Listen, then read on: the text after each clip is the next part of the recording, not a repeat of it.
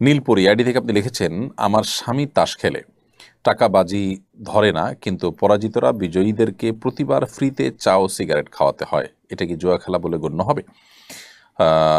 টাকা না নিলেও এই যে যারা পরাজিত হচ্ছে তারা বিজয়ীদেরকে আপনার চা খাওয়াচ্ছে, সিগারেট খাওয়াচ্ছে, এটা তো একটা বিনিময়, যার কারণে এটাও হারাম হবে এবং জুয়ার অন্তর্ভুক্ত হবে।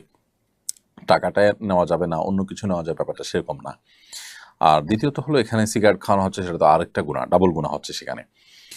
আর তৃতীয়ত হলো, এই খেলাটাই শরিয়া দৃষ্টিকোণ থেকে না জায়েজ, অর্থাৎ এখানে কয়েকটা বিষয় একসাথে জড়িত।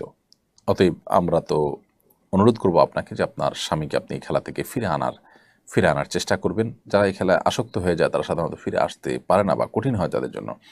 বিকল্প কোনো বিনোদনের বা ভালো সময় কাটাবার কোনো উপায় তার জন্য আপনি আবিষ্কার করতে পারেন, খুঁজে দেখতে পারেন, এবং আল্লাহ তাআলার কাছে দোয়া করেন